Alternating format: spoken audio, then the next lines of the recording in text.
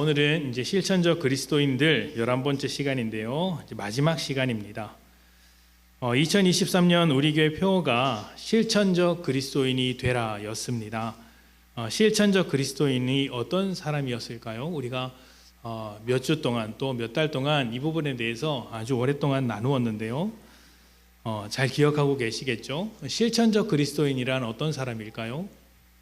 이름 그대로 실천하는 그리스도인이라고 할 수 있겠는데, 조금 더 기억을 더듬어서 구체적으로 말씀을 드린다면 예수님을 주님으로 고백하는 사람, 그리고 주님으로 고백함과 동시에 그 인생의 가장 중심에 자리 잡고 있었던 인생관 자체가 변화된 사람, 인생관이 변화되어서 주님의 말씀을 듣는 사람, 그리고 말씀을 들은 대로 살아가는 사람을 실천적 그리스도인이라고 이야기를 했습니다.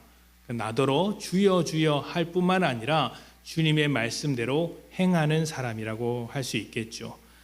머리와 입으로만 그리스도인이라고 믿는 것이 아니라 그 삶으로 믿음을 드러내며 살아가는 사람, 세상과 다르게 믿는 자다운 삶을 살아가는 사람이 실천적 그리스도인이라는 이야기를 했습니다. 그런데 이런 사람과는 다르게 말은 하면서도, 고백을 하면서도 실천하지 않는 그리스도인도 있다는 이야기를 드렸습니다. 이런 사람들은 실천적 무신론자들이라고 이야기했죠. 실천적 그리스도인이 아니라 실천적 무신론자들입니다. 실천적 무신론자들은 하나님과 세상 그 중간 어디에 적당히 걸쳐서 스스로에 대해서 굉장히 관대한 태도를 가지고 믿는 것도 아니고 믿지 않는 것도 아닌 듯한 그런 애매모호한 삶을 살아갈 때가 많습니다. 하나님을 고백하는 것이 내 삶에 유리하다 생각될 때는 믿음을 고백하고, 또 세상을 살아가는 것이 훨씬 더 유리하다고 판단되면 언제든지 무신론자와 똑같은 삶을 살아가는 것이죠. 이런 사람을 실천적 무신론자, 입으로는 예수를 믿는다고 하지만 삶으로는 그 믿음이 드러나지 않는 무신론자와 같다는 이야기를 했습니다. 그러면서 우리가 누가복음 6장 말씀을 살펴보았죠. 누가복음 6장 47절부터 49절 말씀에는 이렇게 이야기를 합니다. 내게 나와 내 말을 듣고 행하는 자마다 누구와 같은 것을 너희에게 보이리라. 집을 짓되 깊이 파고 주추를 반석 위에 놓은 사람과 같으니 큰 물이 나서 탕류가 그 집에 부딪히되 잘 지었기 때문에 능히 요동하지 못하게 하였거니와, 듣고 행하지 아니하는 자는 주추 없이 흙 위에 집 지은 사람과 같으니 탕류가 부딪힘에 집이 곧 무너져 파괴됨이 심하니라 하시니라. 아멘. 예수님의 말씀에는 실천적 그리스도인의 모습과 실천적 무신론자의 모습이 다 나옵니다. 실천적 그리스도인은 반석 위에 주추를 깊이 내려박은 집을 지은 사람과 같은 것이고, 또 실천적 무신론자들은 똑같이 집을 짓 때 모래밭에 그냥 덩그러니 집을 올려둔 사람과 같습니다. 주추가 없죠. 어떤 차이가 있을까요? 겉으로 볼 때는 똑같은 집입니다. 겉으로 볼 때는 번듯한 집이고 사람이 잘 살아갈 수 있는 집이죠. 그러나 홍수가 나면 문제가 생깁니다. 탕류가 밀려와서 들이닥칠 때 그것을 버틸 수 있느냐 버틸 수 없느냐 하는 차이가 생기는 것입니다. 실천적 그리스도인으로 살아갈 때와 실천적 무신론자로 살아갈 때 가장 큰 차이점은, 그냥 겉으로 봤을 때는 똑같이 예수를 고백하고 믿는 것 같지만 그 삶의 정말 중요한 순간에 무엇을 선택하냐가 달라지는 것이죠. 조금 더 어려운 일이 닥치면 언제든지 세상으로 돌아갈 수 있는 사람, 그런 사람들을 실천적 무신론자라고 하는 것이고, 어려움이 닥칠지라도 또 다양한 선택의 순간이 찾아올지라도 변함없이 예수를 바라보며 살아가는 사람은 실천적 그리스도인이라고 이야기를 하는 것입니다.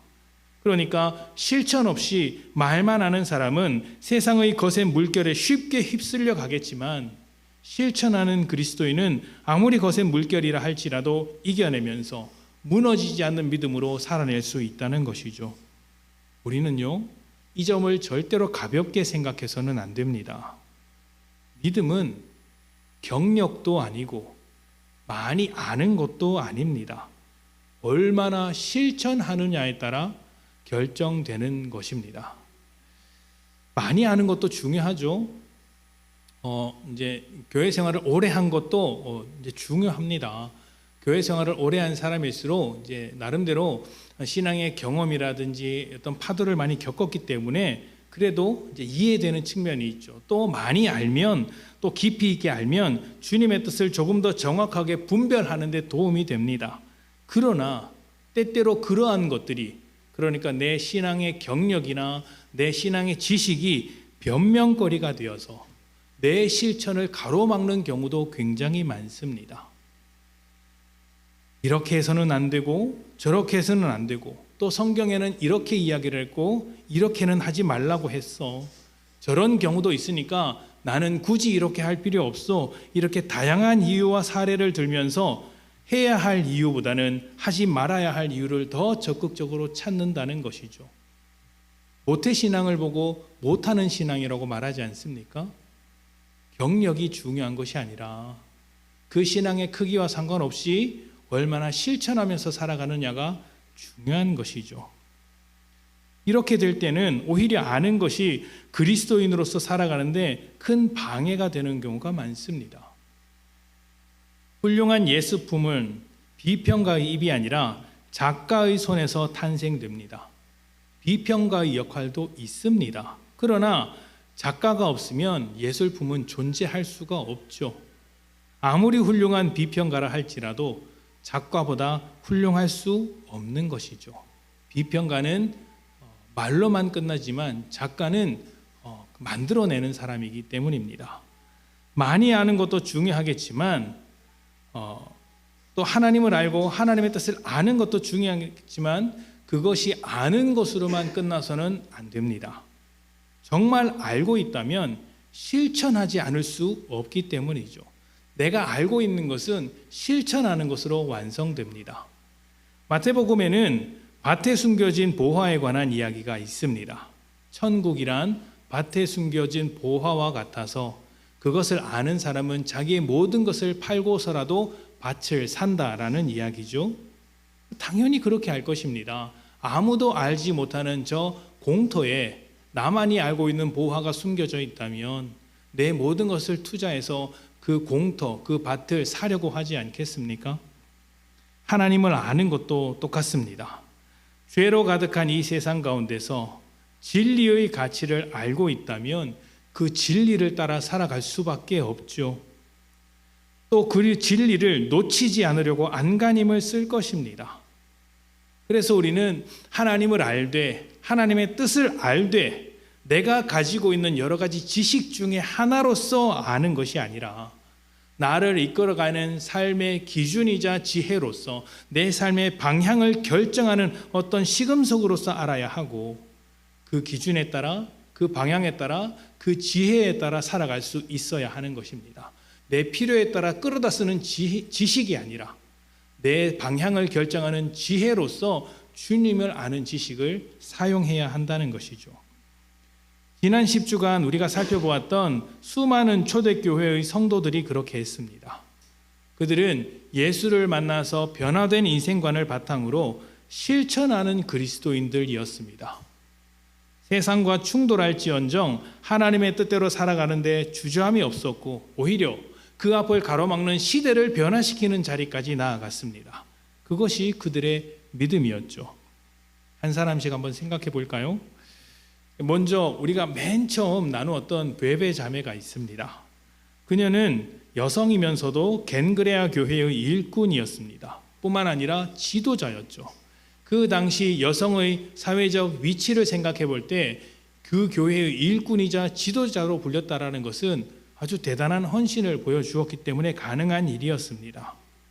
그녀는 사회적인 입장에서 볼 때는 어려운 위치였지만 교회를 섬기는 일에는 주저함이 없었습니다. 자신의 삶을 아끼지 않고 내놓았죠. 이러한 그녀의 헌신과 섬김이 얼마나 대단했는지 모든 이방인들의 사도라고 불렸던 바울도 베베를 보고 자신의 보호자다 이렇게 말할 정도였습니다. 브리스길라와 아굴라 부부도 있습니다. 브리스가는 귀족이었고 아굴라는 나름대로 사업을 하는 사람이었습니다. 그런데 그들은 믿음을 이유로 살던 곳에서 떠나 사회적 지위와 귀족 신분과 사업의 밑바탕을 모두 내어 던지고 복음을 위해 헌신하는 모습을 보여주었습니다. 자기의 모든 기반을 던지고 새로운 곳으로 가는 것이 절대로 쉬운 것이 아닙니다. 그리고 그 당시에 교회는 사회적인 약자이자 차별받는 대상이었기 때문에 교회라는 것을 드러내면서 그렇게 이동하는 것은 훨씬 더 어려운 일이었죠. 그럼에도 불구하고 그들은 그 길을 선택하고 복음이 전해지는데 아주 중요한 역할을 감당했습니다. 스데반 집사도 기억나실 것입니다. 초대교회에 가장 먼저 세워진 집사이지만 가장 먼저 죽은 사람이기도 합니다. 잘못해서 죽은 사람이 아니죠. 복음을 전하다가 복된 일을 하다가 진리를 전파하다가 죽었습니다. 어떻게 보면 억울하고 예수를 믿는 결과가 뭐 이런 것인가 한탄할 수도 있지만 스데반은 그런 것으로 좌절하지 않았습니다. 복음을 전하면서 하나님 앞에 섰을 때 오히려 자신을 죽이려는 사람 앞에서 그들을 용서했습니다. 성경은 그 얼굴이 천사와 같이 빛났다라고 이야기를 하고 있었습니다. 예수를 믿는 결과가 죽음이었지만 하나님을 신뢰했고 하나님은 그러한 스데반의 인생을 사용하셔서 교회가 더 확장되는 그 과정 속에 아주 중요한 역할을 맡게 하셨습니다. 또 있죠. 한 집의 주인과 종이었던 빌레몬과 오네시모의 이야기도 기억나실 것입니다. 도망간 종을 처벌할 수 있었던 그 정당했던 권리를 당연하게 포기했던 빌레몬, 그리고 얼마든지 다시 도망칠 수 있었지만 자신의 잘못을 외면하지 않고 도망치지 않고 정직하게 나아가려고 했던 오네시모를 통해 복음의 능력이 이 세상 가운데 증명되었습니다. 빌레몬을 통해서 새로운 교회가 세워지고 오네시모를 통해서 또 하나의 교회가 건강하게 세워졌던 것이죠. 그 복음의 능력이 지구 반대편인 이곳에서도 똑같은 모양으로 이루어지지 않았습니까? 또 지난주에는 바울에 대한 이야기를 나누었습니다. 바울은 자신이 세운 교회로부터 오해를 당하고 이제 모함을 당하는 아주 어려운 상황이었음에도 불구하고 자신을 예수의 종으로 여기는 데는 변함이 없었습니다. 그리고 예수를 중심으로 자기에게 유리했던 그 모든 배경을 해로운 것으로 여겼습니다. 좋은 것이지만 복음으로 살기에는 이것이 나에게 해롭다라고 결정한 것입니다. 진짜 해로운 것이 되는 것이 아니라 좋은 것인데 해롭게 여긴 것이죠. 그리고 마지막으로 그는 하나님만이 유일한 소망이라고 고백했습니다. 그래서 바울을 보고 이전과 다른 새로운 피조물이라고 말할 수 있는 것이죠. 우리는 이렇게 수많은 실천적 그리스도인들에 대한 이야기를 나누었습니다. 이뿐만이 아니라 베드로도 있었고요, 바나바라는 사람도 있었고 빌립 집사도 있었습니다. 또 마가 요한과 같이 실패했으나 다시 복음 가운데 쓰임받은 사람의 인생도 들여다보았습니다. 이 수많은 사람 중에서 여러분들이 더 기억하는 사람이 있을 것이고 또 여러분에게 어떤 다짐을 이끌어낸 인생들도 있었을 것입니다. 여러분도 이 모든 사람들과 같이 실천적 그리스도인으로 살아가야겠죠. 그런데 여러분, 저는 이렇게 10주간 계속해서 여러 명의 인생을 나누면서 이분들이 특별한 인생이 아니었다는 것을 꼭 강조하고 싶습니다. 이 사람들은 우리와 다를 바 없는 똑같은 인생이었습니다. 그들과 우리는 절대로 다르지 않았어요. 그들이 남달라서 세상과 다르게 살아낸 것이 아닙니다. 어떻게 보면 그 소개된 인물들의 하나하나의 면면을 보면 다양한 입장에 있었고 다양한 신분과 출신을 가지고 있었습니다. 남자도 있었고 여자도 있었고 청년도 있었으며 장년도 있었습니다. 처음부터 예수를 따랐던 사람도 있고 예수님을 반대하다가 어떤 계기로 나중에 예수를 믿은 사람도 있었습니다. 다양하죠. 그 다양함 속에서 우리와 똑같은 모습과 환경과 조건들이 있었다라는 거예요. 그들과 우리는 다르지 않습니다. 그렇다면 그러한 인생들을 실천적 그리스도인으로 살게 한 힘은 어디에 있었을까요? 우리와 똑같은 인생이기에 우리도 그 힘을 알 수 있다면, 가질 수 있다면 우리 역시 실천적 그리스도인으로 살아가는데 큰 도움을 얻을 수 있지 않겠습니까? 저는 우리가 읽은 이 본문 말씀, 갈라디아서 5장 24절 말씀이 그 답을 제공해 준다고 생각을 합니다. 우리 다 같이 봉독해 볼까요? 갈라디아서 5장 24절입니다. 시작. 그리스도 예수의 사람들은 육체와 함께 그 정욕과 탐심을 십자가에 못 박았느니라. 아멘. 이 단 한 줄이 실천적 그리스도인의 삶을 아주 담백하게 소개하고 있어요. 그리스도 예수의 사람들은, 그리스도인들은 어떤 사람들이죠? 육체와 함께 그 정욕과 탐심을 십자가에 못 박은 사람들이다. 이것이 우리의 실천이어야 합니다. 자신을 십자가에 못 박는 것이죠. 그렇다면 이것은 십자가 앞에서 우리의 모든 것을 다 죽였다라는 의미가 되겠죠.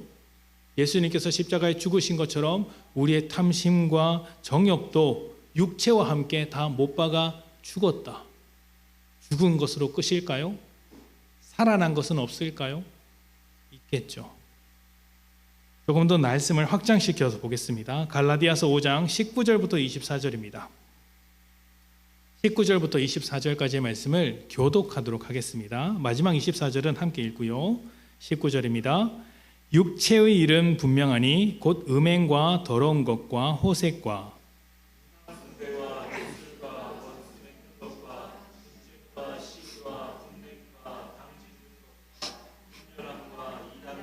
투기와 술취함과 방탕함과 또 그와 같은 것들이라. 전에 너희에게 경계한 것 같이 경계하노니 이런 일을 하는 자들은 하나님의 나라를 유업으로 받지 못할 것이요.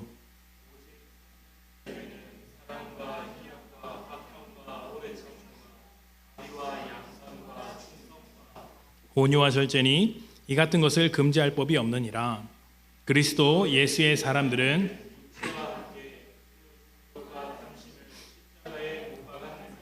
아멘. 죽은 것은 무엇입니까? 육체의 일이겠죠.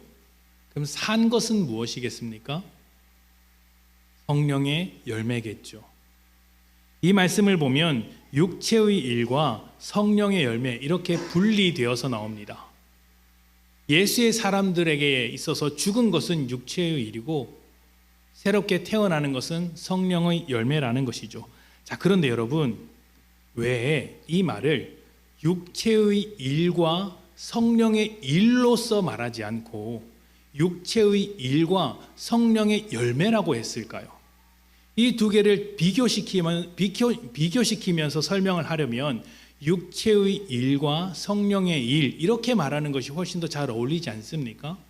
그런데 굳이 육체의 일이라고 해놓고 그 뒤에는 성령의 열매라고 해두었을까요?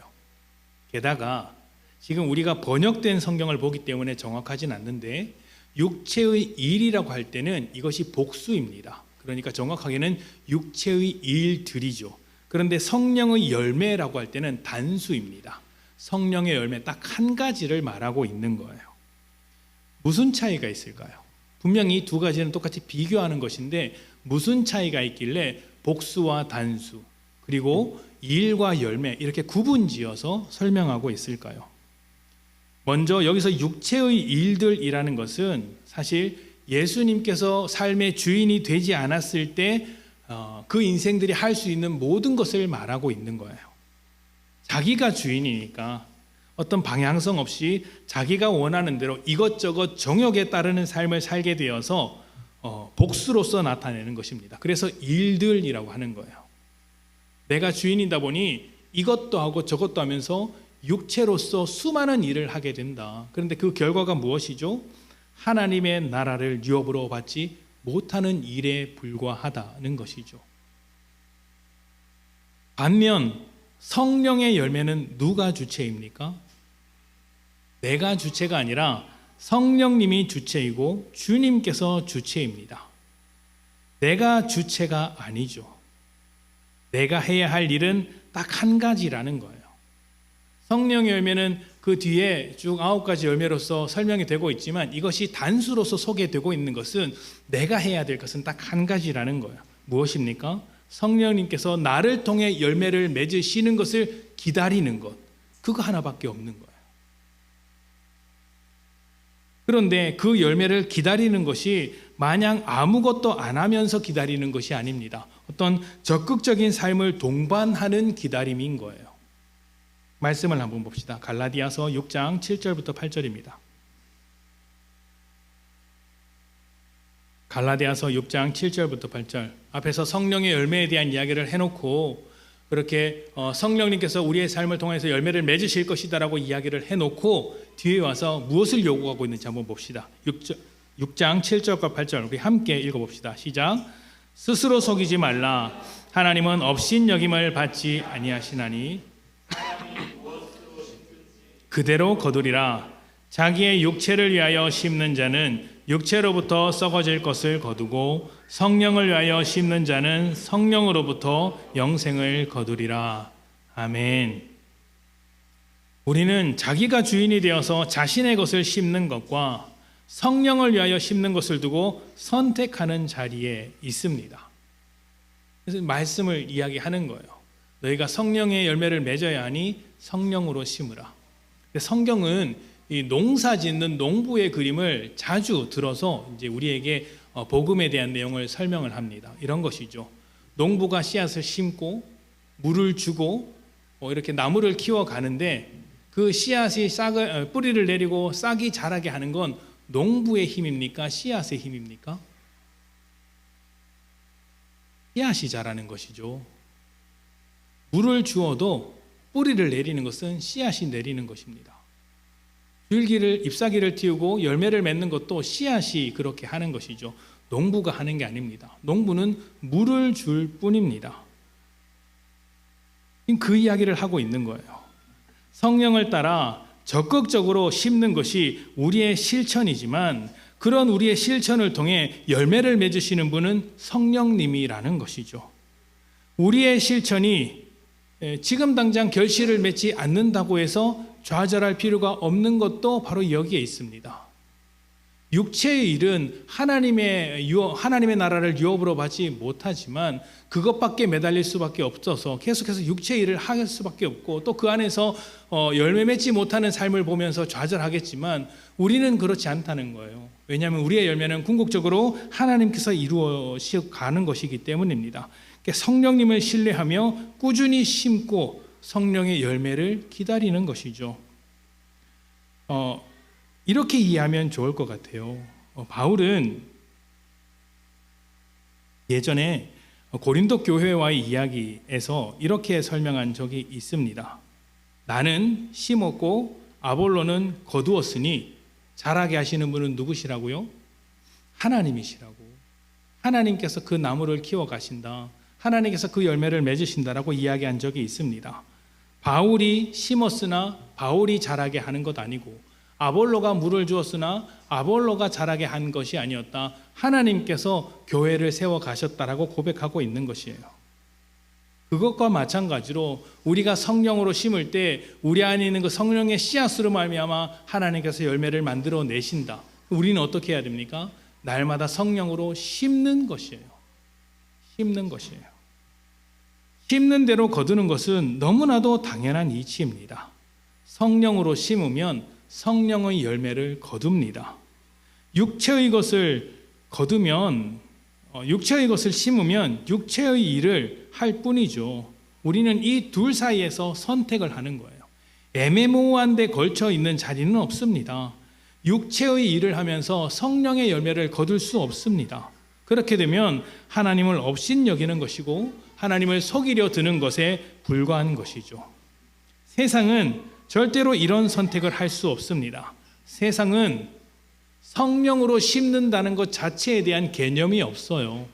성령으로 하나님의 뜻으로 심는다는 생각을 하지 못합니다. 그래서 항상 자기가 원하는 대로 세상을 심을 뿐이죠. 육체만을 심을 뿐입니다. 그래서 세상이 우리를 조롱하면서 어리석다고 이야기하는 거예요. 우리가 심는 것을 모르니까 그들의 입장에서는 왜 저런 것을 심지라고 말을 하는 것입니다. 그러나 우리는 그들이 생각하지 못한 것을 해내는 사람들이죠. 성령님을 신뢰하며 성령의 열매를 맺는 사람들입니다. 그렇기 때문에 우리가 믿음으로 실천하는 삶을 살아갈 때 매 순간순간 성령으로 심을 때마다 세상으로부터 칭찬받거나 인정받아야 한다는 생각을 내려놓아야 합니다. 이해할 수 없기 때문이에요. 이해할 수 없기 때문이에요. 딱 한 가지만 생각하시면 됩니다. 딱 한 가지. 무엇일까요? 육체의 일이 아니라 성령의 열매, 성령님의 일하심을 생각하는 것이죠. 나의 실천이 성령님으로 심는 것인가, 성령의 열매를 기다리면서 심는 것인가를 생각하는 것입니다. 이것이 그리스도 예수 안에 있는 사람들에게, 그리스도 예수의 사람들에게 있어야 할 유일한 생각인 거예요. 말씀드렸다시피 바울은 자신이 심고 아볼로가 물을 주었으나 자라게 하시는 분은 하나님이라고 고백을 했습니다.